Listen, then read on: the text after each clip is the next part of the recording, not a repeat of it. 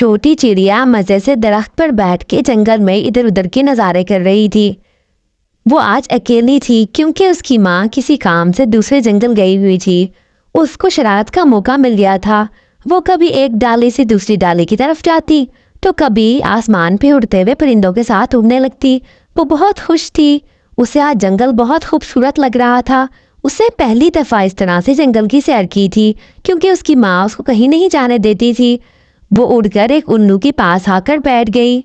الو نے جب دیکھا تو اس سے پوچھا، چھوٹی چڑیا، تم یہاں کیا کر رہی ہو؟ تمہاری ماں کہاں ہے؟ تم اکیلی یہاں پر ہو، یہ خطرے سے خالی نہیں ہے، تمہیں یہاں سے جانا چاہیے۔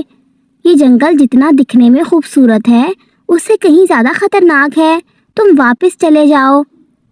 اس کی بات سن کر چھوٹی چڑیا نے کہا، ٹھیک ہے الو بھیا، میں واپس چلے جاتی ہوں، لیکن آپ میری ماں کو مت بتانا کہ میں یہاں سیر کر رہی تھی۔ الو نے کہا ٹھیک ہے۔ وہ واپس اپنے گھر چلے گئی اور جا کر بیٹھ گئی۔ تھوڑی دیر بعد اس کی ماں بھی آ گئی۔ وہ اس کے لیے کھانا لے کر آئی تھی۔ چھوٹی چڑیا نے مزے سے وہ کھانا کھایا۔ اس کی ماں نے اسے کہا، چھوٹی، تم اس طرح سے باہر مت جانا کبھی بھی، باہر ایک بہت زہریلا سانپ آیا ہوا ہے۔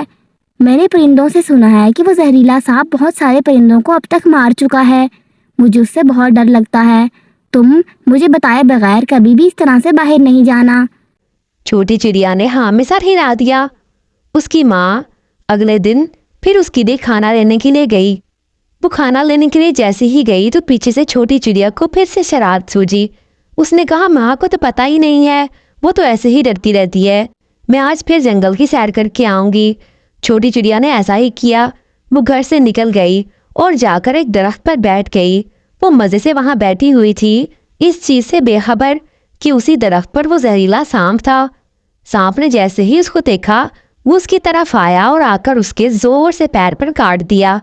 اس نے جیسے ہی کاٹا، چھوٹی چڑیا نے دیکھا تو وہ جلدی سے اڑ کر وہاں سے چلے گئی، لیکن اس کے پیر پر اس کے دانتوں کے نشان رہ گئے تھے، جس کی وجہ سے کچھ زہر اس کے اندر رہ گیا تھا۔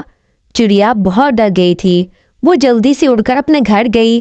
گھر جا کر دیکھا تو ماں پہلے سے وہاں موجود تھی اور وہ پریشان تھی کہ اس کی بیٹی کہاں چلی گئی ہے۔ اس نے جیسے ہی ماں کو دیکھا وہ اب گر گئی تھی کیونکہ زہر اس کے جسم میں پھیل رہا تھا۔ وہ بے ہوش ہو کر گری تو ماں بہت پریشان ہو گئی۔ اس نے دیکھا تو اس کو سارا ماجرا سمجھ آ گیا کیونکہ اس کے پیروں پر سانپ کے دانتوں کے نشان تھے۔ ماں بہت ڈر گئی تھی۔ یہ خبر الو نے سنی تو وہ بھی اس کے پاس آ گیا۔ آ کر اس نے ماں سے کہا، چڑیا بہن، میں تمہیں بتاتا ہوں کہ اس کا کیا علاج ہے۔ جنگل میں ایک ندی ہے جس کا پانی جادوئی ہے، وہ ہر قسم کے زہر کو ختم کر دیتا ہے۔ تمہیں وہ پانی لے کر آنا ہوگا اور اس کے اوپر ڈالنا ہوگا، لیکن مسئلہ یہ ہے کہ وہ ندی بہت دور ہے، تمہیں بہت لمبا سفر کرنا ہوگا۔ چڑیا ماں نے کہا کہ ٹھیک ہے، میں ضرور اپنی بیٹی کو بچانے کے لیے کچھ بھی کروں گی۔ چڑیا ماں جلدی سے وہاں سے اڑ کر اس ندی کی طرف چلے گئی اور جیسے ہی وہاں گئی اس نے جلدی سے اپنے چونچ میں پانی بھرا اور واپس اڑ کر آ گئی۔ آ کر وہ اپنی بیٹی کے اوپر پانی ڈالنے لگی، لیکن اس کو اچانک تب پتہ چلا جب اس کی چونچ سے پانی ہی نہیں نکلا۔ اسے اب سمجھ آئی کہ پانی تو سارا اس کی حلق میں چلا گیا تھا اور چونچ میں تو بس ایک قطرہ بچا ہے۔ اب ان کے پاس یہ امید بھی ختم ہو گئی تھی۔ الو اور چڑیا ماں بہت پریشان ہو گئے کیونکہ اب ان کو چھوٹی چڑیا کی موت سامنے نظر آ رہی تھی۔ وہ دونوں ہی رو رہے تھے۔ چڑیا ماں بے بس ہو کر اپنی بیٹی کو مرتا ہوا دیکھ رہی تھی اور بہت رو رہی تھی۔ اچانک روتے ہوئے اس کے 2 آنسو چڑیا کے زخم کے اوپر گرے۔ وہ جیسے ہی گرے چھوٹی چڑیا فوراً ٹھیک ہو گئی اور اٹھ کر بیٹھ گئی۔ چڑیا ماں نے جو پانی پیا تھا اس کی وجہ سے چڑیا ماں کے آنسو بھی جادوئی ہو گئے تھے اور اس طرح ان آنسوؤں نے معجزہ کر کے چڑیا کو اٹھا دیا اور ٹھیک کر دیا۔ چڑیا ماں یہ دیکھ کر بہت خوش ہوئی، الو بھی، اور اس طرح چڑیا ٹھیک ہو گئی۔